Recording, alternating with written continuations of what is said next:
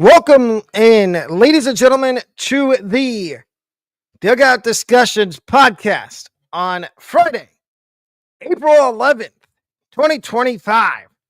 Today's show, I'm going to give you my trade tier list for all the guys that I think could get traded at the deadline or before the deadline. And you're also going to hear my recap of the Rays and Angels game from yesterday and my preview for the Rays and Braves series that starts tonight. But first of all, and first and foremost, welcome to the show. I'm your host, Alec Pecado. Let's get started here with our trade tier list. And how it works is I have 4 categories. As good as gone, very good chance that they get the player I talk about gets traded. Wouldn't surprise me, less than 50% chance they get traded. So not 0, but less than 50. First player we're going to start with is Bo Bichette of the Blue Jays. I think he's as good as gone. And I'm sorry, Blue Jays fans, but I know they just gave Vladdy an extension. But I don't think that means that Bichette is the next one to get an extension. I think he will be moved at the deadline or before the deadline to if the Blue Jays right now are doing good. But as we know, we're only less than a month into the season. So things could go downhill from here. Bichette, they talked about in the offseason trading him.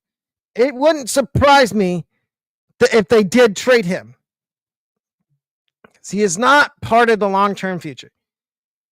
Another one, this one, it would not surprise me at all if he gets traded. George Springer, making a lot of money, and the Blue Jays probably want to shed some either shed cap space, get rid of money, and bring in prospects. And Springer, I know Springer's on the wrong side of 30, but I feel like George Springer could still do that. So it wouldn't shock me if he got traded. The next one is another Blue Jay, Kevin Gausman. And Gausman, very good chance he probably gets moved at the deadline due to the fact that he's got a large salary cap. And then the last Blue Jay on here, Chris Bassett. I'm not going to say it's less than 50%. I think it wouldn't surprise me if he gets moved. Next, we get to Sandy Alcantara of the Marlins. And there's already talks. There's a huge line for Alcantara. So, I think you know where I'm going to end up putting him. He is going to go into the as good as gone category. Alcantara, I know he's the ace of the Marlins, but where are the Marlins going right now? Nowhere. And you could get a haul and a half back for Alcantara if you trade him. Do the Marlins trade him this year, or do they wait till the offseason? Regardless, I think he gets traded. Luis Robert also goes in the as good as gone category. With the way Roberts played to start the season, I can see him getting dealt at the deadline to a contender for a large return, just like the White Sox got back for Crochet.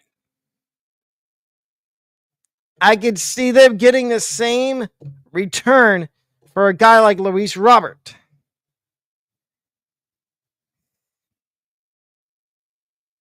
Next, we go to Michael King. And very good chance he gets traded. And I'm going to say the same thing about his teammate.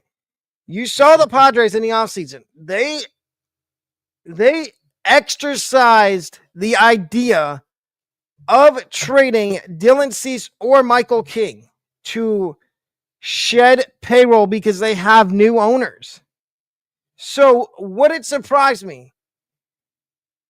I'm going to say there's more than a 50% chance, but less than 100, that Michael King does get moved at the trade deadline. The next one is Michael King. It is, Dylan Cease, and I think he's as good as gone. I think the Padres know that for both Michael King and Dylan Cease, they can get a big return back and they can reset their farm system. Because if you look at their farm system, they don't really have that many good prospects. I mean, they have Leonardo DeVries, who's 18 years old. He's probably their top prospect right now because all the prospects they get, they trade away to bring in players to help them compete. Now we start with the next guy is Brandon Lau of the Rays. And I think it's less than 50% chance that he actually,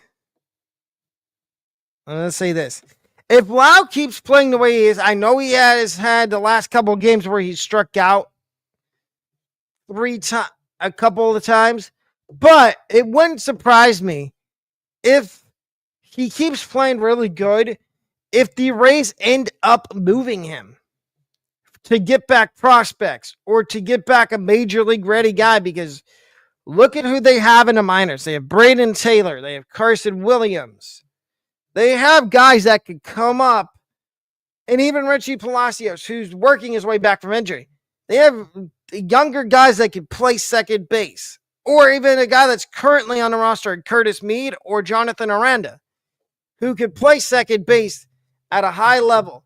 Don't get me wrong, Lau is a good defender, but I don't see he's on a team-friendly deal, and I could see the Rays cashing in on that and saying, look, we need to get rid of you while we can before you have injury problems again. Next, we got Shane McClanahan, and he's the first one that I'm giving a less than 50% chance of getting traded to. I'm not going to say it's not going to happen, but there's a very small likelihood that McClanahan, he's hurt right now, but he comes back and he pitches really well. Maybe the Rays entertain the option of trading him in the offseason. But there's two other guys on the Rays that I do have on this tier list that you will see in a minute that I think have a better opportunity and chance of getting moved at or before the deadline. Next, we go to David Bednar of the Pirates. And wouldn't surprise me if he gets traded at the deadline, seeing as the Pirates just optioned him to the minor leagues and he's been struggling. I think it changes scenery for a guy like David Bednar would do wonders for him. And it would get him in a better situation where he could probably be a top-notch closer. Look at the Pirates right now. They're a mess. I mean, they do have Paul Skeens, Bubba Chandler, Thomas Harrington.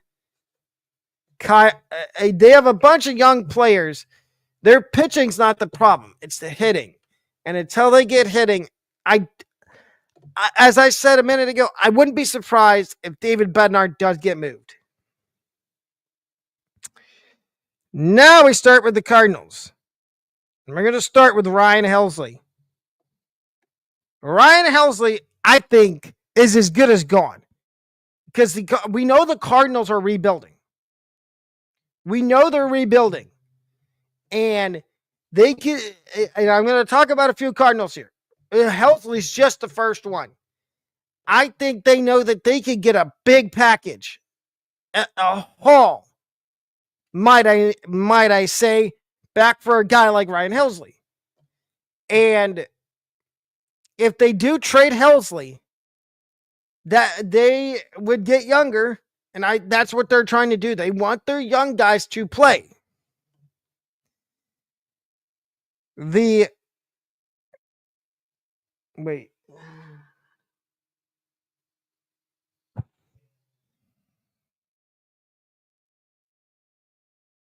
Yeah, that was Helsley. Next is Nolan Arenado. And I think Arenado is another one that is as good as gone. Because the Cardinals tried to trade him in the offseason and nobody would bite and take on the money. But now I think since the season started and people have seen that he can still hit, I think somebody would be willing to oblige and take the money off of the Cardinals' hands and acquire Arenado. The next Cardinal on the move is Sonny Gray. And I think there's a very good chance that Sonny Gray does get moved at the deadline or before, because we've already seen there is teams, for example, the Minnesota Twins, the Tampa Bay Rays, that need help pitching, that need starting pitching. And I think if one of those two teams or somebody else sneaks in and calls up the Cardinals and says, is a guy like Sonny Gray available? Don't you think the Cardinals would say yes in a heartbeat? The next guy I'm going to talk about is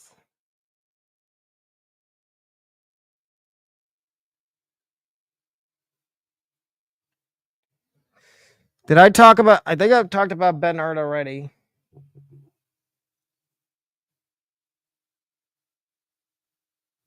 Oh, that was correction. Pablo Lopez was the twin I talked about earlier. And it wouldn't surprise me if he does get moved.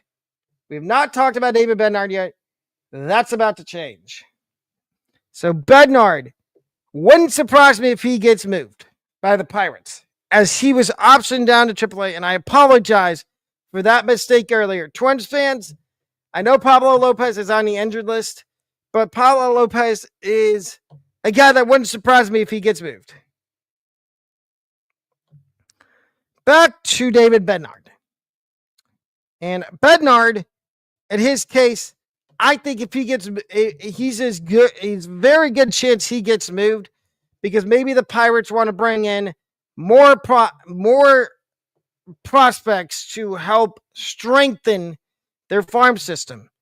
So in Bednar's case, if they could trade him to a contender and get a couple of prospects back, I think that's a good move.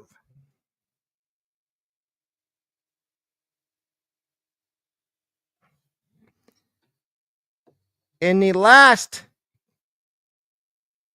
Cardinal I'm going to talk about today, and that was Eric. The other Cardinal was Eric Fetty. Eric Fetty was the one I talked about. Helsley, I'm going to talk about now.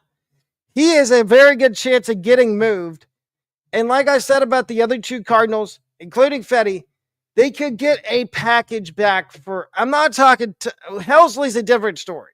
They could probably get 2 or 3 really good prospects back for Helsley compared to Gray and Fetty, who are both on the older side. Helsley, I believe, is only 27 or 28 years old. And he would be a guy that you could, I'm not going to say build around, but you could give him an extension and re-sign him. Next is Luis Castillo of the Mariners. And I think he's as good as gone. The Mariners talked about in the offseason moving off of one of their starting pitchers, and whose name kept coming up in trade rumors? Luis Castillo, which tells me that the Mariners are willing to listen to offers on Luis Castillo. And I think if they get somebody, because I think they're going to, if you didn't see my preseason predictions, I highly recommend going to watch that video. I don't have the Mariners doing good in the American League West this year. I think Castillo is one of the guys that is going to get moved at the deadline for a hefty package. Next, we've got Taylor Ward. And I think he's another one that has a very good shot at getting traded from the Angels. And I have one of his teammates, two of his teammates on here. And it's very controversial, one of them.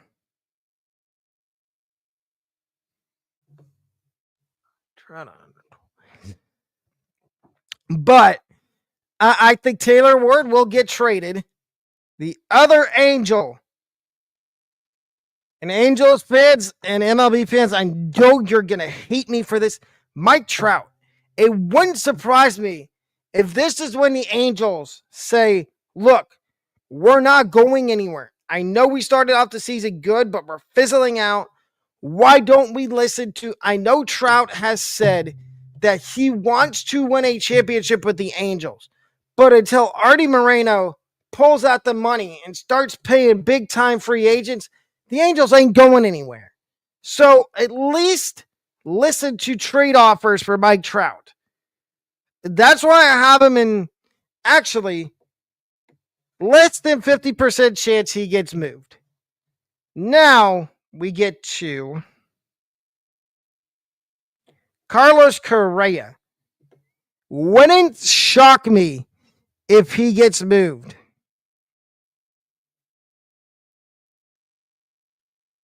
So that's another Mariner.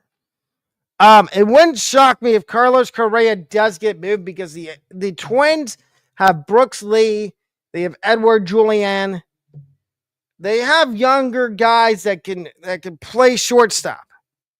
And I think they want Brooks Lee to take over at short and be the everyday shortstop. So that would mean that a guy like Correa would be expendable. The next guy is George Kirby. Is Logan Gilbert of the Mariners. And I think he's got he's the best one on the Mariners. I think there's a less than 50% chance he gets moved because he's, out of all the starting pitchers they got, he's probably the youngest one. Him, Brian Wu, George Kirby. I think those are the three guys that are safe. I talked about Luis Castillo earlier. I think he's the most likely one out of that group to get moved by the Mariners. Next, we got Kenley Jansen of the Angels. And I think there's a very good chance that he gets moved at the deadline if the Angels are out of it. Again, these are just right now. This is early in the season. Any of these could change. The Marlins could actually compete, and any of these teams could compete for a World Series. But back to a guy like Jansen. Somebody that needs help at the back end of the bullpen would gladly take Kenley Jansen.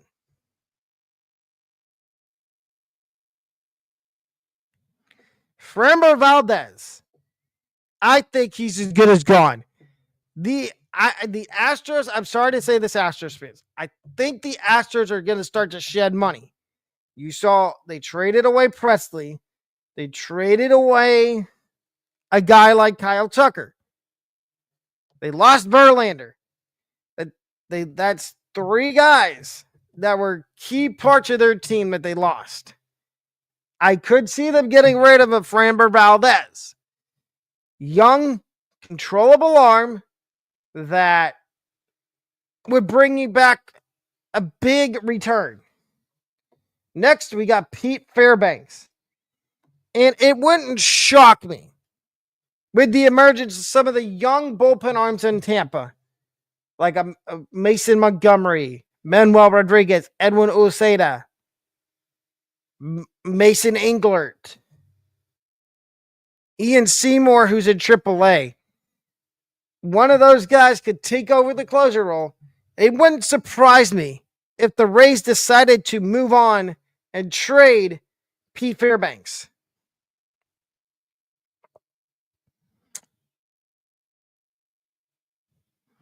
Next, we got Alek Thomas. And I feel like there is a strong possibility that the Diamondbacks would use a guy like Alek Thomas in a trade to acquire either a position player or another pitcher to bolster that bullpen or rotation. He's young. He's still young. He's got a few years left of team control. And I think getting him a change of scenery would do well for a guy like Alek Thomas. Jonah Bride.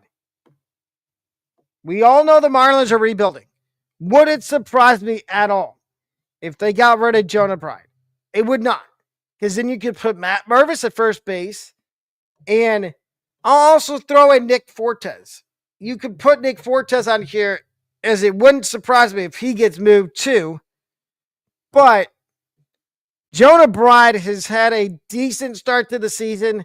And I think if Jonah Bride, he does not have a no trade clause. But I think Jonah Bride would be a good fit anywhere for somebody that needs a first baseman. We got 4 names left. Byron Buxton's next. And I said this about Correa. I'm going to say the same thing about a guy like Buxton. It wouldn't surprise me if the Twins move on from Byron Buxton. One, they've tried everything they can to get him to stay on the field. They've tried playing him in only center field. They've tried DHing him. They've tried DHing and playing him in the outfield. It hasn't worked. Change of scenery might work for Buxton. And if they trade him, it wouldn't shock me.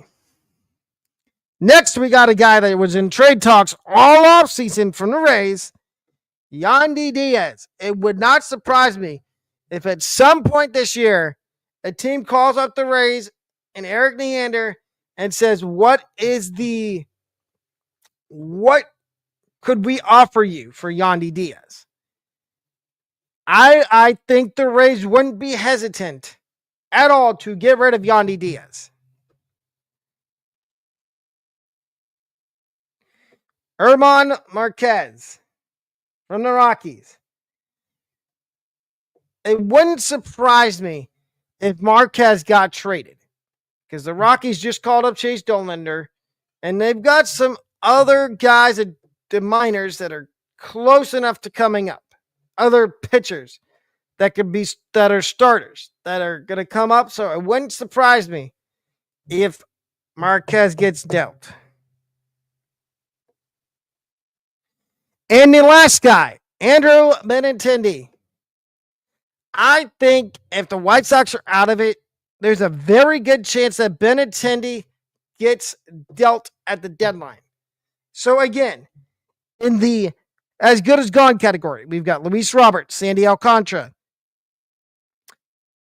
Dylan Cease, Sonny Gray,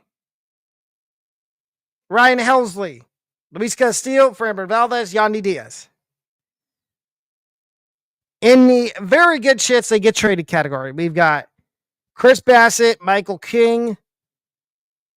Eric Fetty was in the as good as gone. Sonny Gray, David Bednard,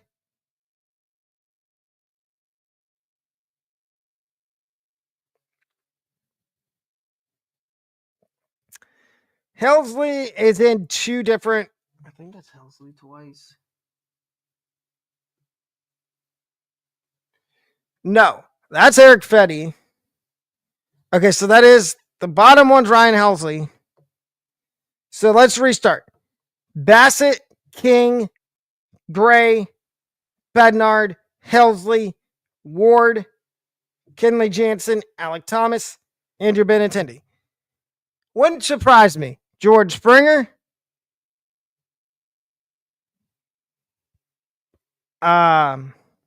Wouldn't surprise me. George Springer, Chris Bassett. Oh, that's Kevin Gausman. Kevin Gausman is in the very good chance. Wouldn't surprise me. George Springer, Chris Bassett, Brandon Lau,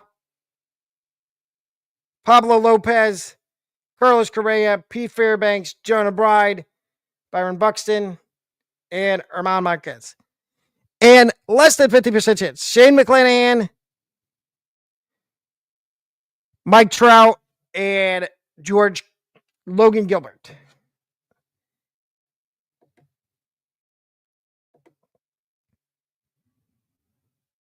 Yes, that took a little longer than I expected.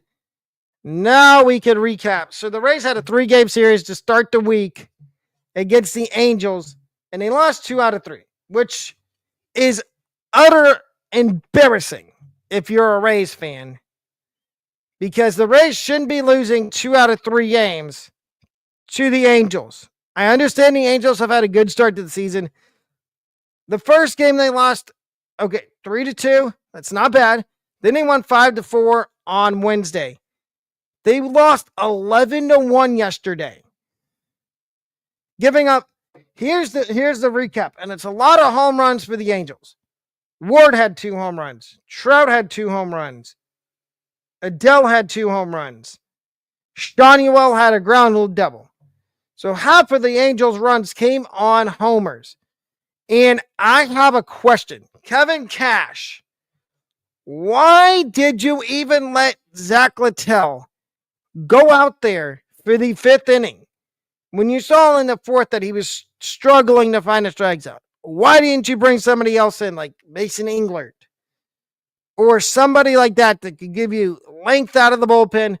Why did you proceed to leave a guy like Littell in the game? I would like to know why. That's my issue with yesterday, is why did you leave Zach Littell in the game? I do need to give a shout out to somebody that forced their way onto the team due to 2 guys that forced their way onto the Rays due to injuries. Jake Mangum and Cameron Meisner. The 2 rookies have done amazing. Meisner, I kind of expected this from Mangum. This came out of nowhere. I did not expect this from Jake Mangum. But it's going to be hard now when you get Josh Lowe and Johnny DeLuca back. Who goes to the minors? And even Richie Palacios. Who do you say? Well, Palacios, it's probably going to be Coco Montez. Josh Lowe, it's going to have to be Cameron Meisner. And Johnny DeLuca, it's probably going to be Jake Mangum. Unless another injury happens, which, again, we don't want injuries happening, but we can't predict what happens. Leave your and also, please remember to leave your comments down in the comment section on my tier list for my trade tier list. Leave your comments down below on any questions you have about that and how I did. And if there was any other guys that you thought should have been on that trade tier list, or any questions you have about anything to do with baseball, whether it be college, pro, high school, or any questions in general you have about sports. And also remember to subscribe. We are trying to hit 3,000 subscribers by November of this year. But that's going to wrap up today's episode of the Dugout Discussions podcast on Friday, April the 11th.